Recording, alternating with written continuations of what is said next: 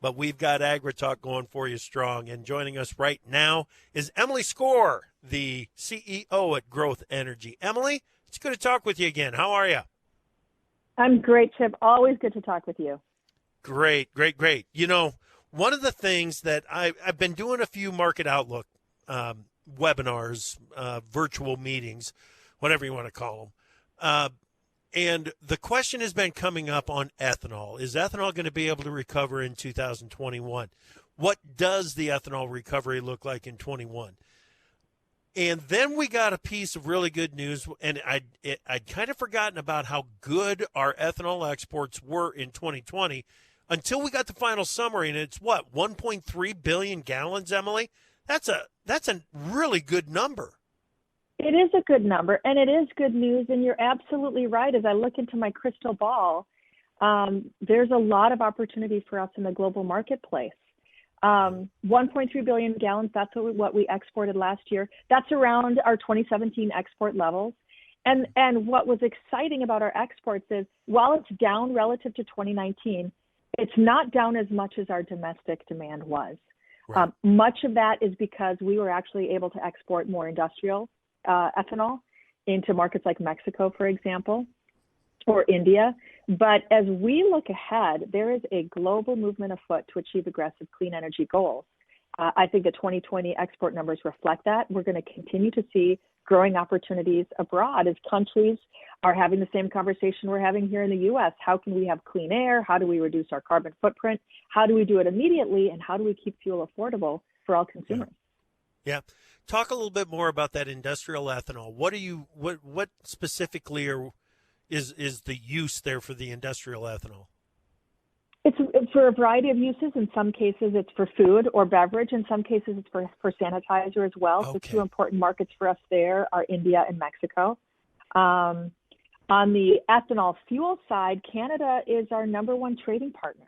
And so they took over that role from Brazil in 2020, and we will continue to have more opportunities with Canada because they're looking at their clean fuel standard.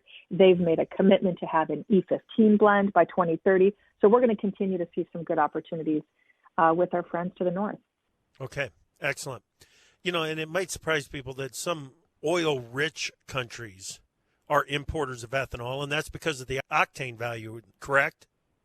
Correct. It's because of the octane value and the economics. We in this country are very good at making ethanol, and we can make it cheaply. So it's very interesting kind of who's going to be buying American ethanol. And sometimes, some of the countries in the Middle East actually surprises you. Yeah. Okay. All right. Can ethanol exports make 2021 a better year for ethanol than what many fear it might be? Well, we're certainly trying to make it that way. Yeah. Mexico is a country that we're spending a lot of time working with the stakeholders there. They have to go through there was a Supreme Court decision where they have to redo some of their rulemaking. If they do it in the way that we hope that they do, you would have a nationwide blending of a 10% ethanol. That's what we have here in the U.S. That would give us a potential market the size of California. That's 1.2 billion gallons of ethanol demand. And from a logistics perspective, because, there are neighbors to the south, there's a lot of excitement and opportunity there. I think for us, the fact that Brazil has put in place a standard 20% tariff on imports, that actually cuts against us. So in our conversations with the Biden administration, we want to make sure that we bring to the forefront their attention the importance of free and fair access to markets for us abroad, and how much we need that to help with our rural economic recovery. Cool. Excellent. Okay. Emily, here's another one that I wanted to talk with you about.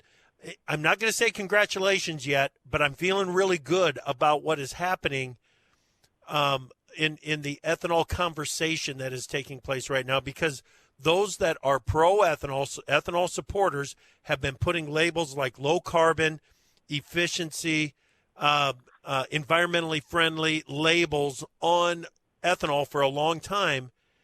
And I think there are some that are believing that message now, and it's 100% accurate, but the belief just wasn't there but it feels like it's starting to come around in the among consumers.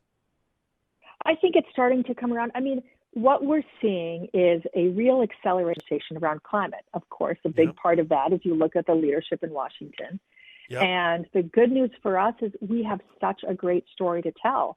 A great piece of data came out, research recently.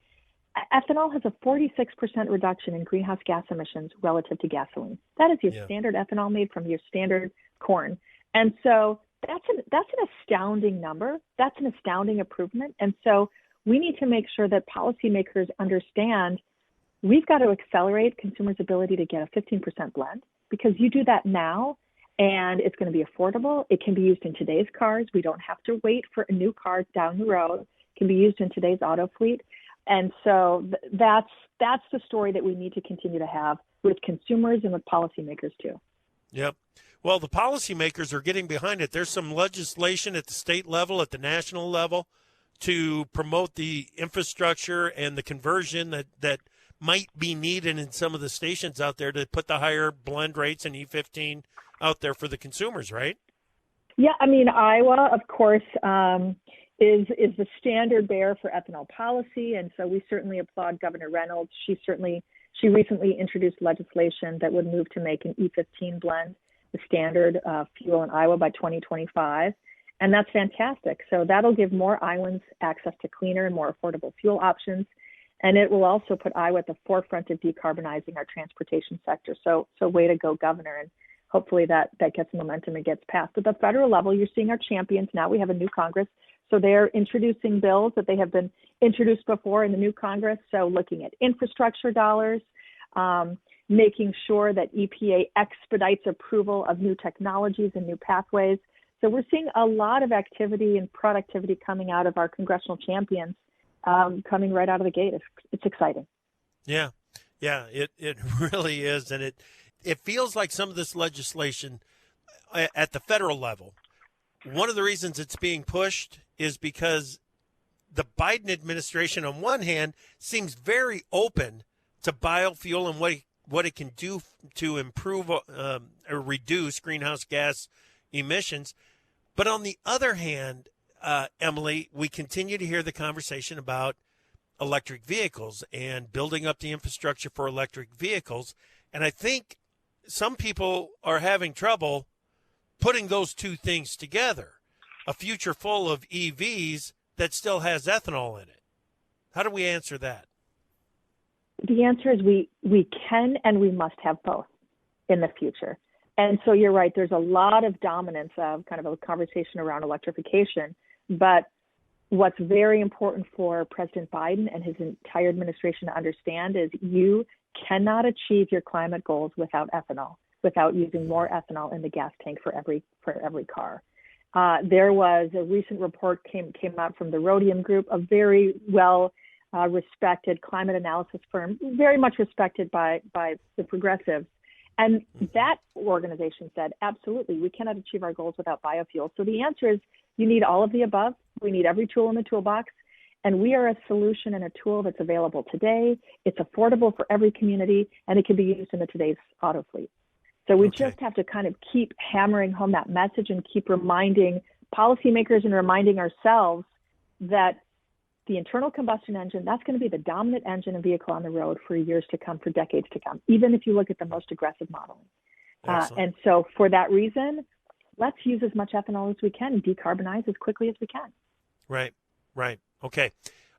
The testimony from Michael Regan, the nominee to head up EPA, anything in there that caused you any concern, or does it sound pretty workable? That's a good question. It does. It sounds workable. He's sending, I think, the right smoke signals that he's going to follow the law and he's going to be transparent. And those are two things that we haven't seen with respect to the renewable fuel standard and certainly the small refinery exemptions in the past 4 years. So if he follows through with his commitments during his confirmation hearing, I'll be transparent. I'll give you the information that you need so you understand why we're making the decisions, and we will comply with the law when we do. Well, we understand very clearly what the law states. We need to be blending more biofuels into our fuel supply every year through the renewable fuel standard. Well, then he will serve us well. All right. Same question about Vilsack. we're going to have to move pretty quick. I've got about 30 seconds for you. Well, he's going to be an outstanding secretary. I think you saw he had a very good confirmation hearing. The committee voted him out that same day. I think that's a very positive news. So hopefully he will get confirmed quickly. Let's get him in at the helm of USDA because we need him to help us on a host of issues. Very excited. Yeah. The ethanol industry made some great advances when Vilsack was the head of USDA before. It will be interesting to see how he can help lead the recovery in the industry coming off of the disruptions that we had in 2020. Emily, it is always so much fun and informative to have a conversation with you. Thank you so much. Always a pleasure, Chip. Thank you.